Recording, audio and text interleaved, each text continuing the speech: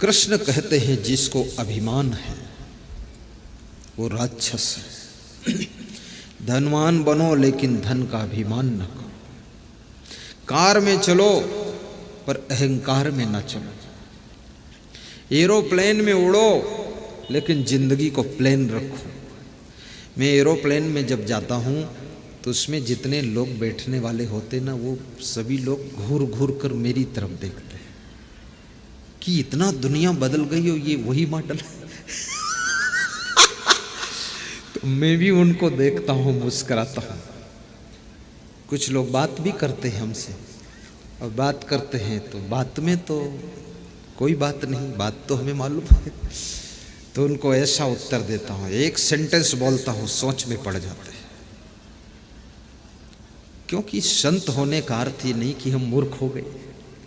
संत होने का अर्थ है कि सबसे ज्यादा खिलाड़ी हो गए, वही तो संत है। सबसे ज्यादा होशियार हो जाओ, जिंदगी के रहस्य को समझो, ये जगत के पूरे फार्मूले को समझो, और सादा जीवन उच्च विचार रखो। और कोई बात करे तो ऐसी बात उसको समझा दो कि उसको भी शीतलता प्राप्त हो जाए, शीतल शांति। भारत देश की सेना में काम करने वाले लोग, भारत की राजनीति में मेहनत करने वाले लोग बहुत अधिक प्रवचन का लाभ टीवी में ले रहे हैं। सैनिक बहुत प्रवचन सुन रहे हैं। मेरे पास सुन के फोन आते हैं कि गुरुदेव मैं आपका प्रवचन सुनता हूँ। बोले देशभक्ति और गुरु भक्ति दोनों आ गई है। हमने कहा मातृभक्ति, पितृभक्ति, गौ भक्ति भी ले आओ। बोले माँ के प्रति प्रेम है, पिता से भी प्रेम है, गौ सेवा भी करूँगा नौकरी पूरी होने के बाद।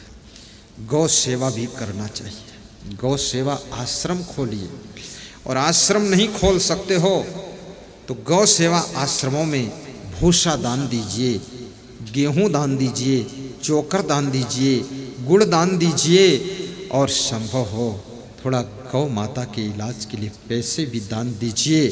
क्योंकि जन्म जन्म का नाता है, और गाय हमारी माता है, गाय हमारी माता।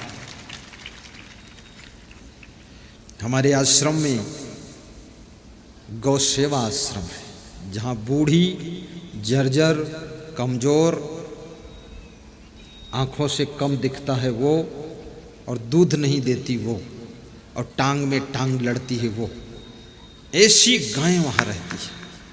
उनको खिला पिला कर तंदुरुस्त किया जा रहा है, उनका इलाज कराया जाता है। छत्तीसगढ़ के आश्रम पर बहुत से भक्तों ने गौ सेवा आश्रम में भी अपनी सहयोग राशि प्रदान किया है। और हमारे आश्रम में अनाथ बच्चों के लिए व्यवस्था की गई है। न जाने कौन अनाथ बच्चा इतना प्रतिभाशाली हो जाए कि कितनों को सनाथ कर दे। मैं काठमांडू गया था, वहाँ से प्रेरणा मिली थी। तो अनाथ आश्रम लोग दिखाने लगे। ऐसा अनाथ आश्रम बना था जैसा अपना गांव भी नहीं है, बहुत सुंदर। तो मैंने पूछा इसका मैनेजमेंट कौन करता है? तो एक लड़का बोला मैं करता हूँ। तो हमने कहा तुम कैसे करते हो? बोले मैं भी अनाथ था, और मेरे को भी ये लोग उठा कर लाए थे कहीं से, और पढ़ाया लिखाया बड़ा किया। तो मैंने सोचा अनाथ से जिन्होंने सनाथ किया है, अब उस अनाथ आश्रम का संचालन मैं करूँगा। मैं इंग्लिश में बोलता हूँ गुरुदेव, और ये पूरा मैं चलाता हूँ। 1600 बच्चे हैं। वहाँ से प्रेरणा लिया था कि हमारे भारत देश में भी ऐसा कुछ करूँ मैं, चालू किया।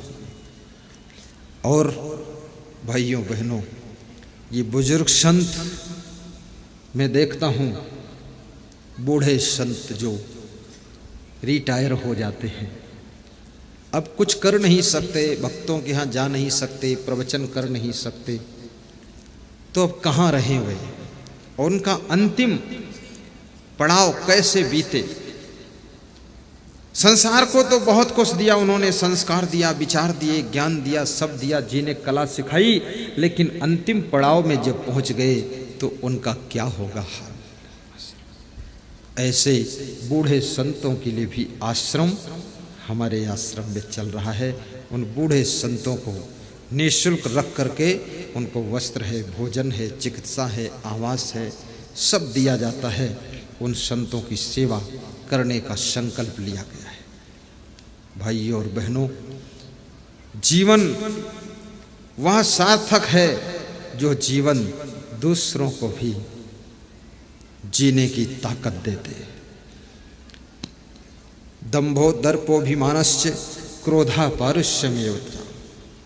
और जिनको बहुत क्रोध आता है, गुस्सा गुस्सा गुस्सा, क्रोध में ऐसे शब्द बोल देते हैं, एक क्षण का क्रोध आपके भविष्य को बिगाड़ सकता है। क्रोध में बोले गए शब्द आपके भाग्य को मिट्टी में मिला सकते हैं। क्रोध में किया गया कार्य आपकी जिंदगी को तहस नहस कर सकता है, और क्रोध में उठाया गया कदम आपकी जिंदगी की दम निकाल सकता है। क्रोध को राक्षस कहा गया है। सहन शक्ति बढ़ाइए, गम भी खाइए, सेटिंग सही ढंग से कीजिए, एडजस्टमेंट, मैनेजमेंट, अरेंजमेंट ढंग से संचालित कीजिए, और फिर भी कुछ नुकसान हो जाए तो थोड़ा धैर्य से सह लीजिए, क्योंकि इस संसार में बड़े बड़े कलाकार भी नुकसान के चंगुल में फंस जाते हैं। जब भगवान श्री राम की भार्या सीता जी का हरण रावण कर सकता है, भगवान जब धोखा खा सकते हैं, तो तुम तो साधारण इंसान हो, तुम्हारी भैंस तो कोई ले ही जा सकता है। अभी कल एक सज्जन आए थे, कह रहे थे मेरी लड़की कहीं चली गई है। मैंने कहा उम्र क्या थी? बोले 19 साल। हमने कहा वो सुरक्षित है, तुम टेंशन मत लो, वो तुम्हारे ऊपर शादी का भार नहीं डालना चाहती थी, इसलिए अपनी सेटिंग खुद कर रही है। हर हर नर्मदे। जो माँ बाप ज्यादा लेट करेंगे तो फिर बच्चे स्वयं सेटिंग जमाएंगे।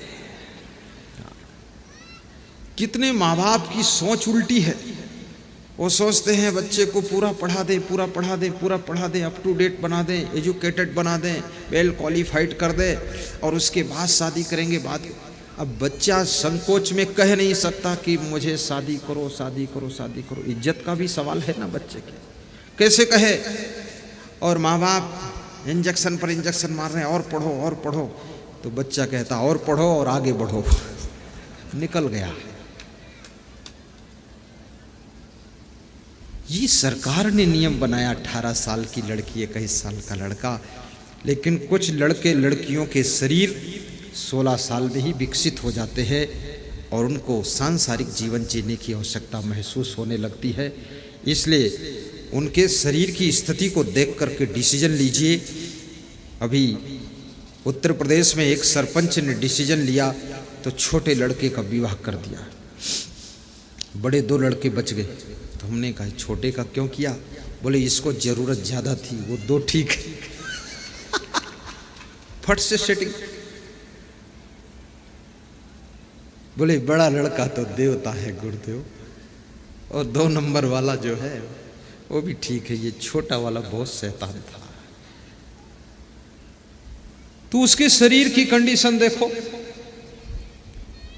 और उसकी मानसिक स्थिति को समझो और समय पर विवाह कर दो, क्योंकि ये त्याग से रहना हर व्यक्ति के बस का नहीं है। मरना आसान है, लेकिन त्याग से जीना बहुत कठिन है।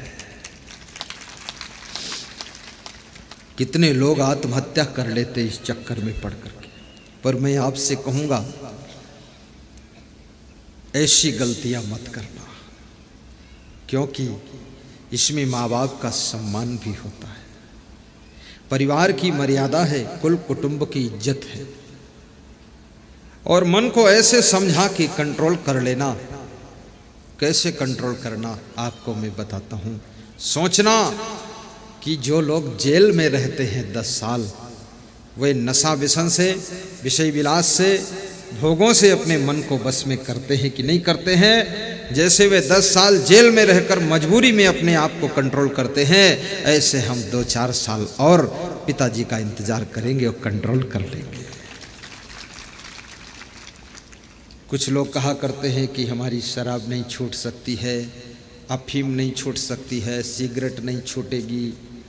लेकिन उनका भी जब एक्सीडेंट हो जाता है, बीमार हो जाते हैं, हॉस्पिटल में भर्ती होते हैं, 6 महीने अस्पताल में रहते हैं, न सिगरेट पीते हैं, न दारू पीते हैं, न जुआ खेलते हैं, सब छूट जाता है। वहाँ कोई गुरु प्रवचन भी नहीं सुनाता है, वहाँ डॉक्टर आता है, एक इंजेक्शन मार देता है, कहते डॉक्टर साहब जान बचा लेना। डॉक्टर कहता है बिल्कुल तंबाकू छूना मत। बोले मैं नहीं छूंगा डॉक्टर साहब। वाइफ कहते कहते हार गई, माता पिता परेशान हो गए, लेकिन न तंबाकू छोड़ा, न जर्दा छोड़ा, न पुड़िया छोड़ा, और डॉक्टर के यहाँ अस्पताल में जा करके बिना कहे सब छोड़ दिया। जैसे वहां तुम बिना नशा किए हुए 6 महीने हॉस्पिटल में रह सकते हो, तो जिंदगी भर बिना नशा के अपने घर में भी रह सकते हो। आज संकल्प लेना कि सब नशा व्यसन छोड़ दो, कितनी बचत होगी। इस क्षेत्र में पान बहुत लोग खा रहे हैं और पुड़िया माताएं भी खाती हैं। गुटखा, जर्दा, पुड़िया, सुपारी, गोबर सब खा रहे हैं।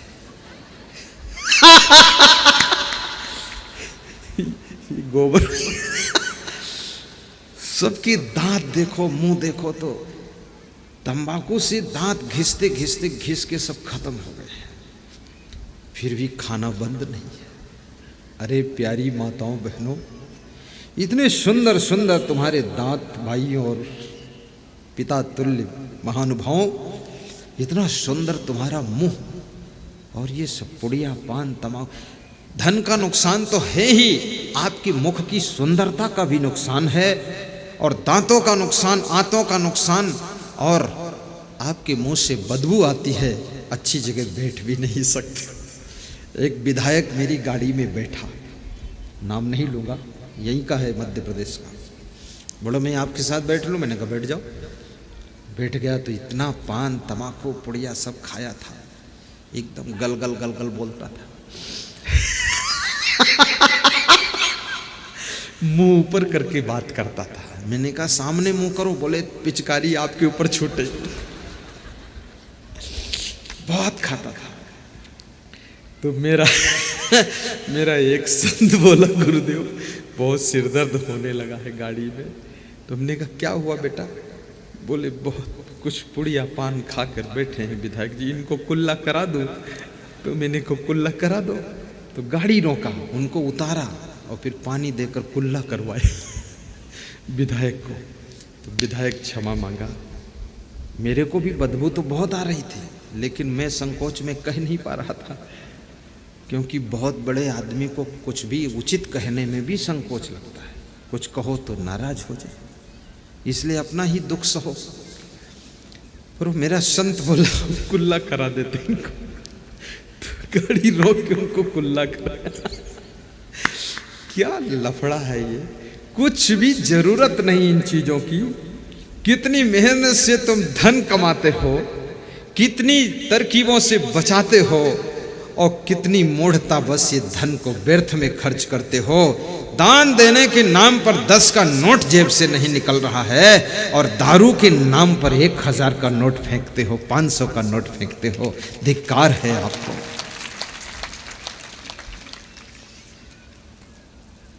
शराब बिल्कुल मत पीना।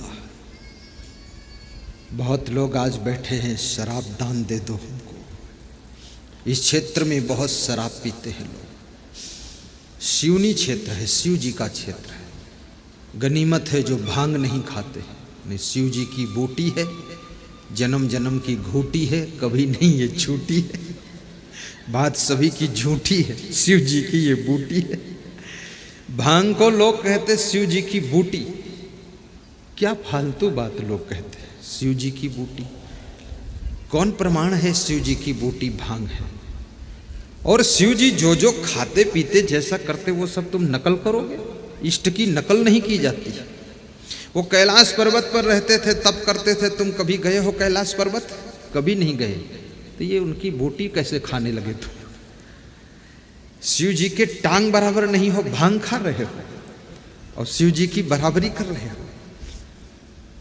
बड़ों की बराबरी मत करो। और शिव जी वास्तव में भांग खाते भी नहीं थे। ये तो खाने वालों ने शिव जी के ऊपर भी थोप दिया कि शिव जी भी खाते थे। बहुत विचित्र लोग हैं संसार में। जो करना होता है ना, वो बड़ों को भी साथ में शामिल कर लेते हैं और फिर खूब खुद करते रहते हैं और बड़ों की ढोल बजाते रहते हैं और गलती खुद करते हैं। मत खाना। बड़े भाग्य मानुष सन पावा। जोर से आवाज आनी चाहिए। सूर्य दुर्लभ सब ग्रंथ गावा। धन्य है तुलसीदास। और कबीर साहब भी उत्तर प्रदेश में, राम भी उत्तर प्रदेश में, कृष्ण भी उत्तर प्रदेश में। और कहते हैं महान पुरुषों का, भगवान का जन्म वहीं होता है जहां पाप ज्यादा होता है, अधर्म ज्यादा होता है। तो उत्तर प्रदेश क्या पापी प्रदेश है? और मेरा भी जन्म नेपाल बॉर्डर पर उत्तर प्रदेश में हुआ। मेरे गुरु का जन्म वहीं हुआ। देखो ये सब कितने पापी प्रदेश में हम लोग पैदा हुए। ये तो यदा यदा ही धर्मस्य ग्लानिर्भवति भारत अभ्युत्थानम अधर्मस्य तदात्मानं सृजामहं परित्राणाय साधूनां विनाशाय च दुष्कृतां धर्म संस्थापनार्थाय संभवामि युगे युगे। शास्त्र कहते हैं इस बात को, जब जब हो ही धर्म की हानि, बाढ़हि असुर अधम अभिमानी, तब तब प्रभु धरि मनुज शरीरा, हरई सकल सज्जन भव पीरा। जब जब धर्म की हानि होती है, अधर्म बढ़ता है, तो महान आत्माएं, दिव्य आत्माएं, श्रेष्ठ आत्माएं वहाँ पर जाकर मनुष्य का शरीर धारण करती है और वहाँ पैदा हो जाती है। इसलिए काशी में कबीर, बांदा में तुलसीदास और कृष्ण, मथुरा में, अयोध्या में राम। ये क्यों ऐसा हुआ? एक आदमी ने उत्तर प्रदेश के आदमी से कहा कि तुम पापी प्रदेश से आए हो। तो उत्तर प्रदेश का आदमी थोड़ा शर्मिंदा हो गया कि मैं और पापी प्रदेश से आया। बोले कैसे? तो उसने ये चौपाई सुना के समझा दिया। तो उस उत्तर प्रदेश के आदमी ने कहा कोई बात नहीं, मैं पापी प्रदेश से जरूर आया हूँ, लेकिन आप सबको तारने के लिए भगवान और महान पुरुषों को जन्म देकर भी लाया हूँ, आप भी तर जाओगे। धन्य है क्रोधा, क्रोध को वश में करना, सहन शक्ति को बढ़ाना। सवेरे सोकर उठो तो मन में एक संकल्प ले लेना कि मेरी लाड़ी 3 बार गलती करेगी तो क्षमा कर दूंगा, मेरा बेटा 3 बार गलती करेगा क्षमा करूंगा, पिताजी से 3 बार गलती होगी तो हम शांत रहेंगे, 4थी बार होगी तब एक्शन लेंगे। और 3 बार से ज्यादा कोई गलती एक दिन में कर भी नहीं सकता है। और 3 बार यदि क्षमा कर सकते सुबह दोपहर शाम, तो तुम्हारा क्रोध भी शांत रह सकता है और आप अपने आप को प्रसन्न रख सकते हो। गलतियों को क्षमा भी कर दो। और याद रखना, ये क्रोध एक आदत बन जाता है, ये कुछ है नहीं, सिर्फ आदत। लोभ भी आदत में बदलता है। 7 बार जिस चीज को तुम करते हो आदत में चेंज हो जाती है। आदत बनाने के लिए 7 बार रिपीट करना जरूरी है और आदत छोड़ने के लिए 14 बार आपको तैयारी करनी पड़ेगी, तब आदत छूटेगी। आदत बनती तो आसानी से है पर छूटती बड़ी परेशानी से है। और जिनकी क्रोध करने की, गुस्सा करने की आदत बन गई तो उनको सामान पर भी गुस्सा आएगी। फिर घड़ी को पटक देंगे, टीवी को पटक देंगे, साइकिल को पटक देंगे। और फिर वह लोग कहीं चश्मा को पटकेंगे, कहीं दरवाजे में लात मारेंगे, कहीं जूते उठाकर फेंकेंगे। कई चीजें उनके मन में ऐसी। इसलिए क्रोध की आदत न बनने पाए। और इस संसार में कितना उलझो आप, उससे कुछ सुधरने वाला नहीं है। आप उलझते रहो, क्या फर्क पड़ता है। उलझ उलझ करके तुम्हारे बाप दादे मर गए, चिड़चिड़ा स्वभाव बना करके तुम्हारे सासू की सासू मर गई, टेंशन में रह रह करके तुम्हारे दादा दादी गुजर गए, अब तुम बचे हो, तुम भी टेंशन कर रहे हो। क्यों टेंशन कर? कितने लोग टेंशन के कारण सो नहीं पाते, टेंशन इतनी है ठीक से खा नहीं पाते, टेंशन इतनी है कि बैठ भी नहीं पाते। उनका मुंह देखो तो लगता है कोई भूत प्रेत बैठा है। टेंशन, और टेंशन तुम्हारी अज्ञानता की सूचक है। आपकी टेंशन से कुछ होने वाला है। और महिलाओं को सबसे ज़्यादा टेंशन अपने बेटों की होती, बच्चों की होती, बेटियों की होती है कि पढ़ने लिखने की टेंशन बहुत होती है। और खुद उनसे पूछो तुमने कितना पढ़ा, तो 8वीं फेल है 8 बार। अगर इतनी टेंशन खुद की करती तो आज टॉप कर जाती, तो बेटे भी टॉप करते। बेटे भी समझ रहे हैं, हमसे बार बार कह रहे हैं पढ़ो पढ़ो पढ़ो, और स्वयं फेल होकर बैठी है। दिवाली का समय था, घर की सफाई चल रही थी, मार्कशीट हाथ में लगी पिता के, उसने देखा उसमें लिखा फेल है। बच्चे को बुलाया और एक थप्पड़ जोर से मारा कि फेल होकर बैठा है। मार्कशीट चुपके से अलमारी में रख दिया है। दिवाली की सफाई में अलमारी खोला तो निकली है। तो उसने कहा पिताजी मारने से पहले मार्कशीट में नाम भी पढ़ लो, आपकी मार्कशीट है वो, आप फेल हुए। ये हाल है। तो पिता शर्मिंदा हो गया, बोले इसको यहाँ किसने रखा? बोले चाहे जिसने रखा हो। बोले इसको हटाओ, ऊपर डाल दो, दोबारा दिखनी नहीं चाहिए।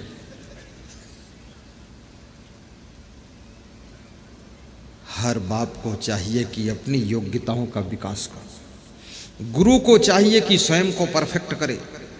शिष्यों के ऊपर आस लेकर के आप टेंशन मत लीजिए कि हमारा शिष्य कोई श्लोक पढ़ेगा, चौपाई पढ़ेगा, बहुत वो हो जाएगा। कोई पढ़ भी सकता, हो भी सकता, नहीं भी हो सकता। अपने बेटों को भी ज़्यादा पंप मत मारो, व्यवस्था दे दो, समझा दो, टेंशन मत लो। पढ़ना होगा पढ़ जाएगा, नहीं पढ़ना होगा नहीं पढ़ेगा, और नहीं पढ़ेगा तो किराना मर्चेंट की दुकान खोलेगा, क्या फर्क पड़ता है। बेचता रहेगा दाल चावल 40 रुपया किलो। और किसी के भाग्य को कौन जानता है? टेंशन क्यों करते हो, चिंता क्यों करते हो? किसी की किस्मत का क्या पता, कौन क्या बनेगा, क्या होगा। राजा रंक हो सकता है, रंक राजा बन सकता है। आज आप देखते होंगे शिवराज सिंह चौहान जो आपके प्रदेश के मुख्यमंत्री हैं, इस वर्ष उनके गांव में जहां नर्मदा नदी है वहां मैं गया था प्रक्षालन करने, भक्त लोग ले गए वहां। तो उन्होंने बताया ये शिवराज सिंह का घर है। छोटा सा घर देखा, बोले 2.5 एकड़ जमीन है बस, इसी घर में जन्म हुआ इनका। तो मैंने कहा ये मुख्यमंत्री कैसे बन गया? बोले उसका किस्मत है गुरुदेव, और जब से बन गए तो बन गए, हटते भी नहीं है। अब उन्हीं की पार्टी के लोग भी तंग है, वो भगवान से प्रार्थना करता है शिवराज को कुछ करो। तो शिव भगवान सपने में बोलते हैं कि ये शिव का राज है, मैं खुद हूं उसके साथ त्रिशूल लेकर। क्या उसके माँ बाप ने कभी सोचा होगा कि मेरा बेटा ये सीएम बनेगा? कभी नहीं। और भी उनके भाई हैं वो वैसे ही फ्री फंड। तो ये किसकी आत्मा में क्या किस्मत है, क्या सितारा चमकेगा, क्या पता आपको। इसलिए अपने बेटों की भी टेंशन मत करो। आज माताओं बहनों को मैं टेंशन से फ्री कर रहा हूं, और पुरुषों से भी कहूंगा मैं, काम करना सीखो, काम में घुसना सीखो, और काम से बाहर निकलना सीखो। दुकान में जाओ, दुकान में प्रवेश हो जाओ, दुकान में डूब जाओ, और शाम को दुकान से शरीर निकल कर बाहर आए तो अपने मन को भी वहां से खींच कर बाहर निकाल लो, फिर उसकी टेंशन मत करो। कितने लोग दुकान से बाहर निकल आते हैं, केवल शरीर निकलता है, मन वहीं फंसा रह गया, बिस्तर पर लेटे लेटे, दुकान का वजन लदा हुआ है। दिमाग पर फालतू लोड मत डालिए, थोड़ा मस्त रहना भी सीखो, संसार का आनंद लेना भी सीखो। भोजन करने बैठो तो एक एक लम्हे का स्वाद लीजिए। रोटी और सब्जी लेकर मुंह में रखिए और चबा चबा कर खाइए, हल्का हल्का मुस्कराइए और बनाने वाले को कहिए ठीक है, बहुत धन्यवाद है। लेकिन तुम तो ऐसे खाते हो कि तुमको खुद पता नहीं चला क्या खाया हो, इतना हड़बड़ है आपको।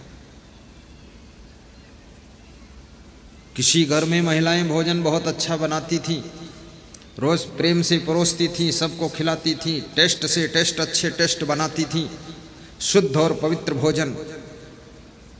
पुरुष लोग खाते थे, कुछ नहीं बोलते थे, चुपचाप निकल जाते थे।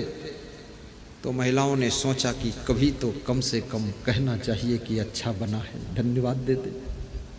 अच्छा करने वालों के अंदर धन्यवाद की इच्छा रहती, कभी धन्यवाद तो मिले, और धन्यवाद उनको देना भी चाहिए। धन्यवाद देने से उनमें अच्छा करने की और सामर्थ्य बढ़ती है।